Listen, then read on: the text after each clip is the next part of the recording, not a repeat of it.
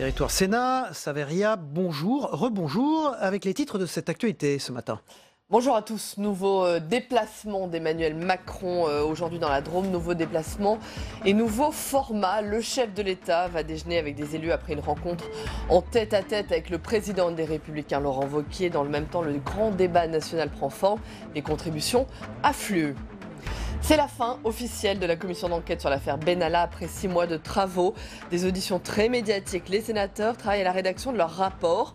Un rapport et une question à laquelle les parlementaires devront répondre. Y a-t-il eu parjure devant la commission ? Et puis, comment assurer une plus juste représentation des petites communes au sein des conseils communautaires ? C'est l'objet d'un texte proposé par le groupe socialiste au Sénat. On en parle avec le politologue Benjamin Morel. Je vous le disais en titre, un nouveau déplacement pour le chef de l'État, pour Emmanuel Macron aujourd'hui. Il se rend dans la Drôme pour un déjeuner républicain avec des élus. Avant cela, il va rencontrer en tête-à-tête le président des Républicains, Laurent Wauquiez. Dans le même temps, la plateforme du grand débat a été lancée. Les contributions affluent. C'est un sujet de Jérôme Rabier. 8 jours après avoir été officiellement lancé, le grand débat national prend véritablement forme. La plateforme Internet est enfin accessible et le succès semble au rendez-vous. Chaque citoyen peut maintenant y soumettre ses idées et Sébastien Lecornu, co-animateur gouvernemental de cette consultation, affiche fièrement que le cap des 100 000 contributions a déjà été franchi en moins de 24 heures. Côté réunion publique, elle se multiplie aux 4 coins de France, initiée par des mairies, des parlementaires ou des particuliers. Du côté de l'organisation, les 5 garants nommés pour superviser ce grand débat ont présenté leur méthode de travail et affirmé leur indépendance. Le collège est bien sûr une instance indépendante, qui ne reçoit d'instructions de personne, qui ne rapporte à personne, si ce n'est à l'ensemble de nos concitoyens. Et notre volonté, à tous les 5, c'est de créer les meilleures conditions pour que ce débat soit pluraliste, transparent, respectueux des différences et donc fécond. Du côté de la présidence de la République, après 2 échanges marathons devant des maires dans l'Eure et dans le Lot, le format des rendez-vous élyséens va changer. Prochaine étape dans la Drôme, où Emmanuel Macron doit déjeuner avec une trentaine de représentants de maires de la région Auvergne-Rhône-Alpes. Une réunion à laquelle Laurent Wauquiez, président de la région et patron des Républicains, doit participer, après un tête-à-tête en privé avec le président de la République. Et dans l'actualité parlementaire, c'est la fin officielle de la commission d'enquête sur l'affaire Benalla. Après 6 mois de travaux et des auditions très médiatiques, les sénateurs travaillent maintenant à la rédaction de leur rapport, un rapport qui sera rendu visiblement mi-février. Au-delà des recommandations, les parlementaires devront aussi répondre à une question. Y a-t-il eu parjure devant la commission ? Quentin Calmet. 6 mois d'enquête et 34 auditions au total, en juillet, septembre et octobre dernier, puis à nouveau en janvier 2019. Et malgré toutes ces déclarations sous serment, beaucoup de questions restent encore posées. Partie des violences de la place de la Contrescarpe, la tentaculaire affaire Benalla a connu de multiples rebondissements, jusqu'à l'épisode des passeports de l'ancien chargé de mission à l'Élysée, dévoilé par la presse cet hiver.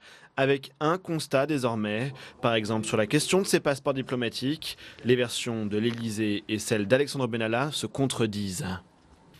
L'inventaire du bureau qui a été effectué le 2 août confirme que les passeports n'y étaient pas. Les mesures qui ont été prises et que je viens de vous détailler et pour lesquelles il existe des notes de service, des courriers qui sont à votre disposition, me permettent d'affirmer que les passeports n'étaient pas à l'Élysée. Le 19 septembre, lorsque j'étais présent devant vous, sous serment, et que j'ai répondu à l'ensemble des questions qui m'ont été posées, je vous ai dit ils doivent être dans mon bureau à l'Élysée. Et ils ont dû les restituer, si ma phrase est complète. Je vous réaffirme, solennellement, sous serment encore une fois, que le 19 septembre, mes passeports étaient à l'Élysée. Pour Jean-Pierre Sueur et Muriel Jourda, les 2 co-rapporteurs, il est temps désormais d'écrire la synthèse des travaux de la commission, avec une question essentielle avec ces versions qui diffèrent. Y a-t-il un parjure devant les sénateurs ? D'abord, rédigeons ce rapport, présentons-le et ensuite nous déciderons effectivement de ce qu'il convient de faire, saisir le parquet ou ne pas saisir le parquet. Mais je conçois que ce soit quelque chose d'assez important pour nos concitoyens. Et on donnera la réponse en même temps que l'on présentera le rapport. Des sénateurs qui espèrent terminer et publier leur rapport au cours du mois de février. Voilà, nous traitons l'actualité parlementaire dans cette partie de l'émission. Donc maintenant, place au face-à-face, à la deuxième interview politique. À tout de suite. Et nous recevons Fabienne Keller. Bonjour. Vous êtes sénatrice du Bas-Rhin. Merci d'être avec nous ce matin sur ce plateau, Fabienne Keller. Bonjour Fabienne Keller. Bonjour. Emmanuel Macron est dans la Drôme aujourd'hui, format différent que les deux précédentes interventions du chef de l'État. Vous avez le sentiment que ça fonctionne, ces interventions d'Emmanuel Macron sur le terrain? Est-ce que c'est ça que les Français attendent aujourd'hui? Bon, ce qu'on peut dire en tout cas, c'est qu'il a renoué le dialogue avec les maires qui était difficile, presque depuis le début de son mandat, dès l'été 2017, sur le sujet des emplois aidés, sur le sujet des budgets, puis de la reconnaissance de leur mission sur le terrain. Avec les maires, mais pas avec les Français? Écoutez, les maires sont reconnus comme l'élu respecté, apprécié par l'ensemble des concitoyens, donc... le président ne peut pas parler à des millions de gens à la fois, s'il veut être dans un dialogue réel, humain. Donc, on a tous admiré les 6 heures passées dans l'heure. Je crois qu'il veut montrer sa capacité à écouter, qu'il a compris le message. Et c'est plutôt quelque chose de constructif. Il va vraisemblablement poursuivre sa démarche, mais la démarche, elle est attendue plus large. Et voilà, moi je trouve que ce grand débat, il est plutôt bien parti et que le président de la République a plutôt montré une forme d'humilité en écoutant, en allant au contact des élus. Il va donc déjeuner avec des élus, on l'a dit. Il va également rencontrer, c'est une première, en tête-à-tête, Laurent Wauquiez, le président des Républicains. C'est un parti que vous avez quitté depuis presque un an maintenant. Qu'attendez-vous néanmoins de cette rencontre ? Je crois que c'est une rencontre de tradition républicaine. Deux grands élus. Il vient sur le territoire de la région dont Laurent Wauquiez est le président. Moi, je trouve que c'est un geste plutôt apaisant. Peut-être des gestes tels que les Français les attendent, où on a le sentiment qu'il y a une forme de respect et de volonté, en tout cas de chacun, de chaque grand responsable, d'essayer de sortir des difficultés lourdes dans lesquelles nous sommes. C'est un geste vers la droite de la part du président de la République ? Peut-être. Je crois que c'est plutôt un geste territorial. Laurent Wauquiez est très légitime sur ce territoire de Rhône-Alpes-Auvergne. Alors, le président doit ensuite, cet après-midi, rencontrer des retraités. Est-ce qu'il est temps maintenant qu'il voit aussi qu'il discute également avec des gilets jaunes ? Ce qui est important, c'est que chacun soit écouté, que chacun puisse participer au débat et au plus haut niveau. Le président de la République, il faut quand même se souvenir d'où vient le mouvement, d'une attente sur le pouvoir d'achat, sur les conditions de vie difficiles. Donc il faut aussi qu'on, petit à petit, apparaissent les points sur lesquels le président et le gouvernement seront prêts à s'engager. Oui, mais néanmoins, est-ce qu'il faut qu'il les rencontre aujourd'hui ? C'est bien qu'il rencontre, en tout cas, les retraités aujourd'hui, les gilets jaunes dans une forme qu'il faut organiser, parce que les gilets jaunes, c'est tellement divers. Mais j'espère qu'effectivement, il rencontrera différents groupes représentant la société française aujourd'hui. Une liste gilets jaunes aux européennes est en train d'être mise en place, de voir le jour. Elle serait menée par Ingrid Levavasseur, qui est l'une des nombreuses figures du mouvement. Est-ce que c'est une bonne chose, qui est une traduction justement électorale à ce mouvement, à cette crise sociale ? Moi, je trouve que c'est plutôt quelque chose de constructif. Les gilets jaunes autour de Madame Levavasseur s'engagent dans une démarche de débat, une démarche électorale, en quelque sorte codifiée par notre démocratie à l'échelle européenne. Donc moi je trouve que c'est bien, et puis c'est un nouveau visage. Je ne pensais pas que ça va émietter énormément des partis, un paysage politique qui l'est déjà énormément, en particulier pour ces élections européennes. Moi il me semble qu'il y a un principe de réalité, c'est une force politique qui est apparue. On ne peut plus le nier aujourd'hui. Voilà, et je trouve plutôt constructif qu'elle accepte les règles de la démocratie représentative, c'est-à-dire d'entrer dans un système de liste, de vote, où tous les Français vont s'exprimer. On va voir du coup la réalité de leur impact, mais qui est fort, qui est, d'après les sondages, relativement important. Et puis que les gens aussi, qui sont derrière ce mouvement, notamment les gens de bonne foi, qui veulent être défendus, se sentent représentés. On va probablement voir qu'elle ne représente pas tous les gilets jaunes, mais c'est la démocratie qui fonctionne dans ces mécanismes qui permettent d'avancer, c'est-à-dire le débat. Fabienne Keller, la probable tête de liste des Républicains aux Européennes, c'est François-Xavier Bellamy, qui s'est dit personnellement opposé à l'avortement. Comment vous jugez, encore une fois, vous n'êtes plus membre des Républicains, mais comment vous jugez que cet homme, François-Xavier Bellamy, soit le visage de la droite aux élections européennes? Alors c'est le choix des LR. Moi je suis chez Agir, cofondateur avec... C'est pour ça que je le précise, mais néanmoins. Oui, avec Franck Riester. Voilà, moi je partage l'analyse de Gérard Larcher. C'est quelqu'un qui est très proche de Sens commun et de la droite la plus conservatrice. C'est ces raisons-là, cette évolution de LR qui m'a fait faire le choix de créer un nouveau mouvement de centre-droit très pro-européen et très ouvert sur les questions de société.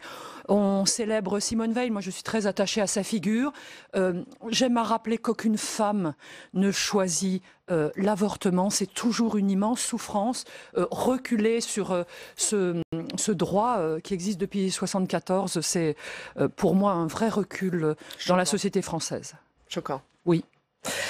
Dans le reste de l'actualité, un tout autre sujet, le traité d'Aix-la-Chapelle qui alimente, on l'a vu ces derniers jours, les fantasmes, les fake news, alors que la loi justement sur la manipulation de l'information a été adoptée fin décembre par le Parlement.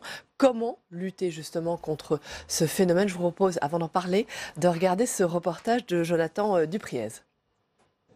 C'est le dernier exemple de fake news en date. À Aix-la-Chapelle, Emmanuel Macron accusé d'affaiblir la souveraineté française au profit de l'Allemagne. Une fausse information, abondamment relayée par des responsables politiques comme Nicolas Dupont-Aignan ou Marine Le Pen. Mais impossible de contrer ces fake news avec la loi récemment promulguée. Cette loi, telle qu'elle a été envisagée, elle est vraiment, vous le disiez vous-même, liée aux campagnes électorales. Donc c'est vraiment la lutte contre les infox à un moment précis de notre vie démocratique. Je ne sais pas s'il faut réglementer l'ensemble de la vie sociale et de la vie politique en permanence. Pour stopper la diffusion de fausses informations, la loi dispose de 3 mesures principales. Un élu ou un citoyen peut saisir un juge dans les 3 mois précédant un scrutin. Les réseaux sociaux doivent être transparents sur les messages sponsorisés. Le CSA peut interrompre la diffusion d'une chaîne étrangère soupçonnée de manipulation. Mais pour Christophe-André Frassa, l'un des rapporteurs du texte au Sénat, ces mesures doublonnent avec l'arsenal existant. Il y a la loi 1881, il y a le code électoral, il y a tout l'arsenal législatif actuel et dans les codes sur la diffamation. Donc, cette loi, aujourd'hui, elle frappe à côté de la cible qu'elle est censée viser. Pour d'autres sénateurs, il faut surtout éduquer les publics à l'information. L'essentiel, c'est la montée en compétences numériques de tous, c'est l'éducation aux médias et c'est la survie, encore une fois, de médias professionnels. C'est une jungle. Il faut pouvoir donner à chacun les moyens de s'orienter dans cette jungle et de prendre un peu de distance aussi. Après 2 rejets au Sénat, l'Assemblée avait eu le dernier mot sur le texte. Il devrait entrer en vigueur au mois de mai, avant les élections européennes. Fabienne Keller, ce traité d'Aix-la-Chapelle, de quoi s'agit-il exactement? La France n'abandonne pas une partie de sa souveraineté à l'Allemagne, il faut le redire. Mais oui, elle n'abandonne rien, au contraire, elle marque une volonté de collaborer, de coopérer avec les Allemands de manière renforcée. Il ne faut pas avoir peur, on est en Europe, chacun a un État souverain, mais dans le domaine par exemple de la défense, il y a une volonté d'intervenir plus à l'extérieur.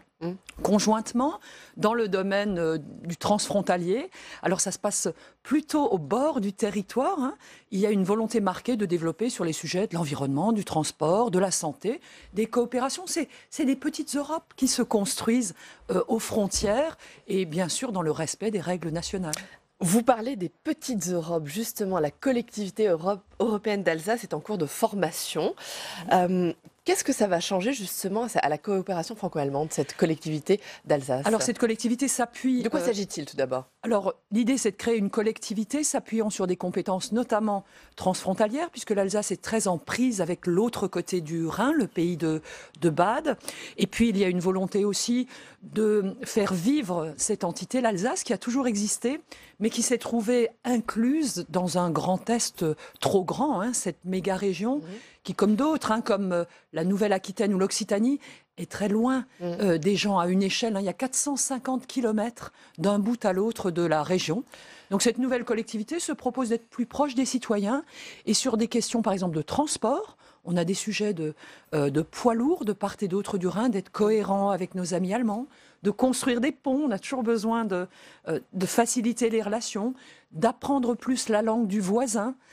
Voilà des missions dans lesquelles la collectivité s'engage. C'est aussi prendre le chemin de la décentralisation que réclament les Français aujourd'hui. Absolument, une proximité, un pragmatisme qui est très naturel à l'échelle de l'Alsace, qui est un territoire où dans lequel les gens se reconnaissent tout naturellement. Donc une nouvelle collectivité européenne d'Alsace portée par les deux présidents de département, Brigitte Klinkert et Frédéric Biry, avec engagement. Fabienne Keller, vous êtes sénatrice, mais vous avez dirigé Strasbourg de 2001 à 2008 comme maire de cette ville. Quels sont vos souhaits pour les Strasbourgeois? Cette ville a été touchée, on le sait, par un attentat le 11 décembre dernier avec 5 morts. Qu'est-ce que vous souhaitez à Strasbourg? Alors je souhaite que notre ville puisse retrouver une forme d'apaisement après ce choc terrifiant. Pas le cas aujourd'hui. L'assassinat de décembre qui a touché beaucoup des milliers de Strasbourgeois parce que ce sont les plus belles rues de Strasbourg, ce sont des personnes, les 5 personnes assassinées dont le parcours nous a touchés tous. Samedi encore, nous commémorions le décès plus particulièrement de Kamal, ce réfugié afghan, parce que ça c'est aussi Strasbourg la généreuse, qui accueille et qui a permis à cet homme qui a fui les talibans de reconstruire une vie personnelle, une famille, et que cet affreux assassin a coupé Les choses ont très changé à brutalement. Strasbourg depuis l'attentat. Comment vivent les Strasbourgeois? Il y a une forme de choc, mais il y a aussi une formidable résilience. C'est-à-dire que les Strasbourgeois sont retournés dans les commerces au centre-ville. Puis je forme les vœux que Strasbourg, l'européenne, qui a la chance d'accueillir le Parlement européen, puisse rayonner, apporter cette vision très positive de l'Europe. Pierre Pflimlin disait j'ai vécu un miracle au bord du Rhin, c'était un fleuve de sang. Eh ben, c'est devenu un fleuve de paix. Je crois que ce message européen, il doit porter dans les mois qui viennent. Municipal aussi? Alors, les élections municipales, c'est plus loin. Nous en parlerons en temps venu.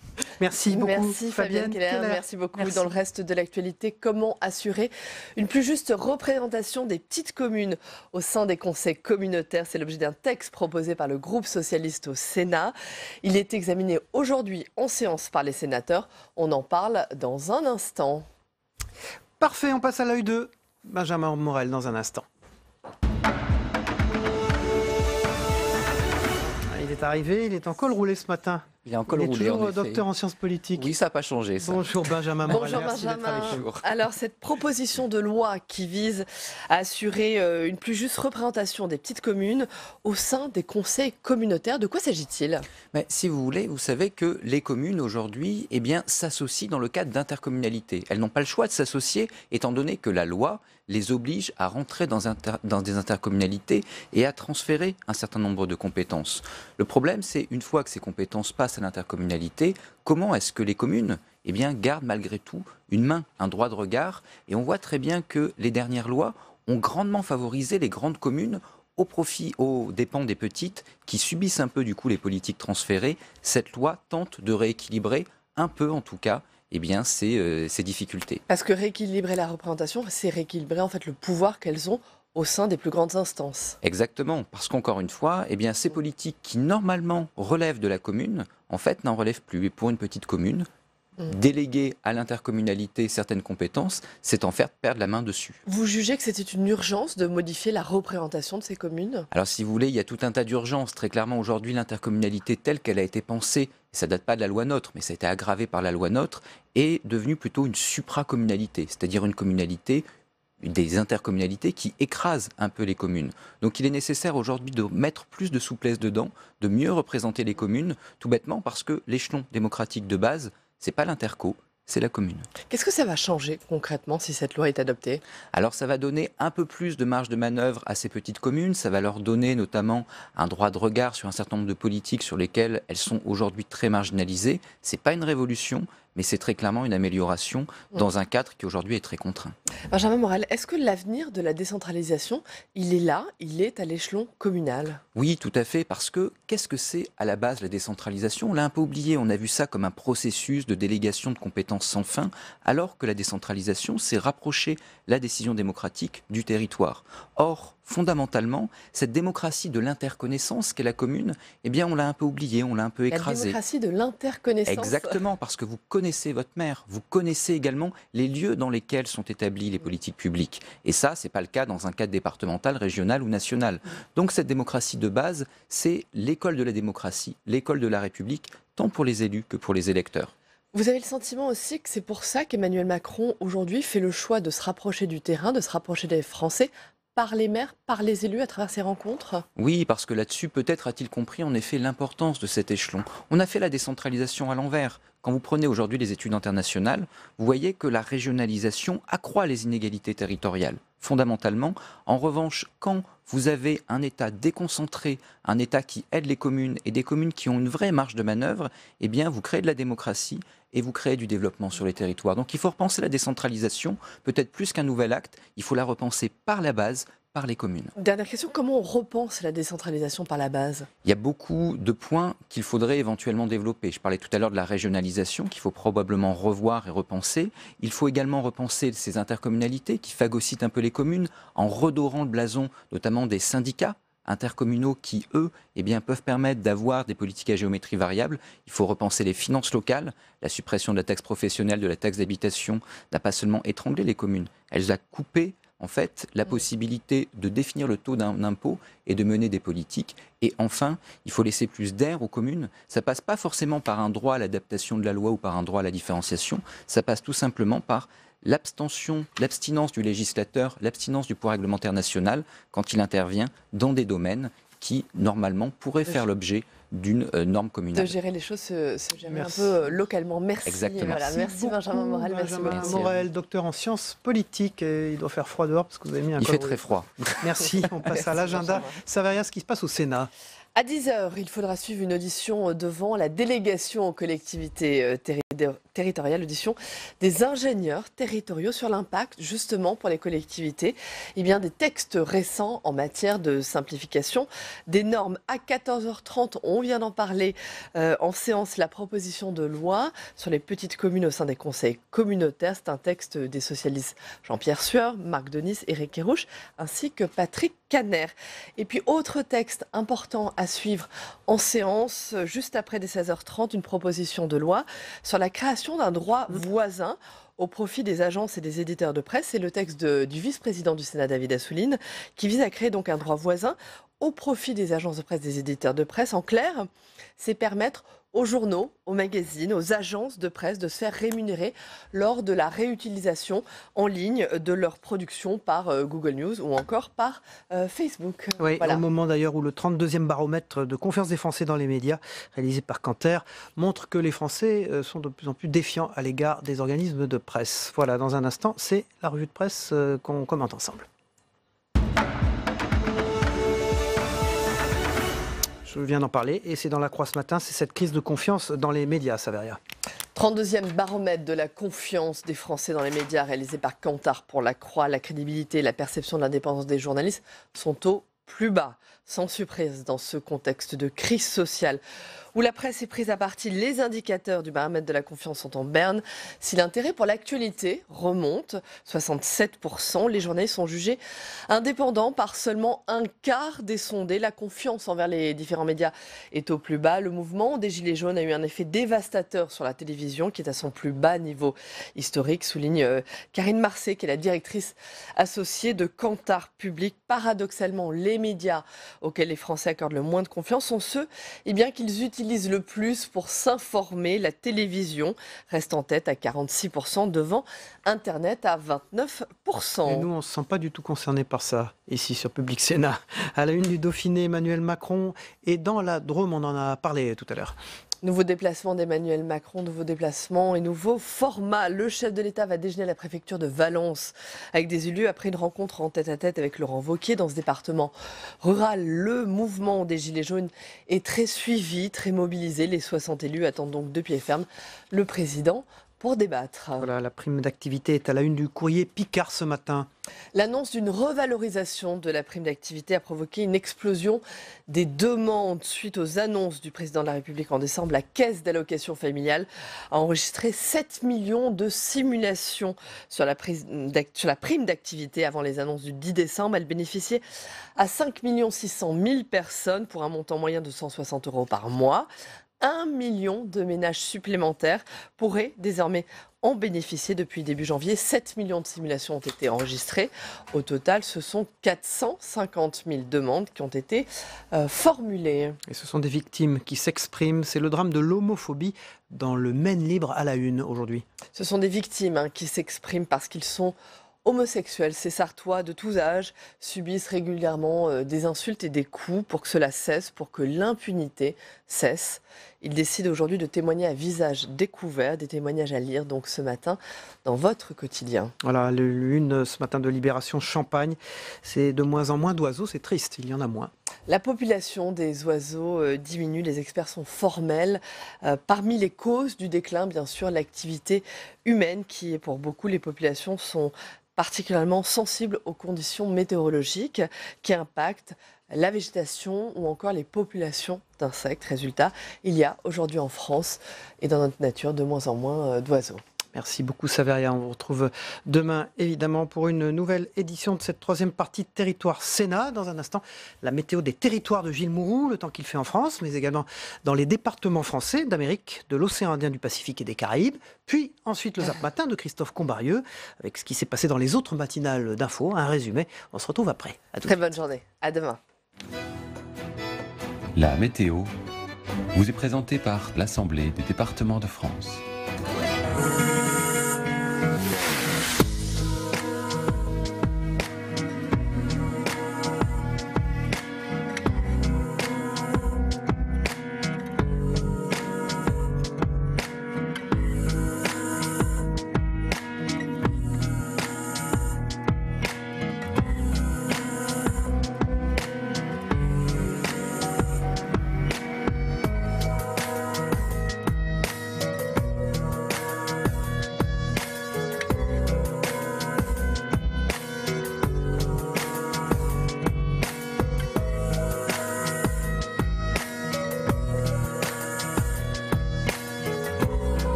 C'était la météo avec l'Assemblée des départements de France.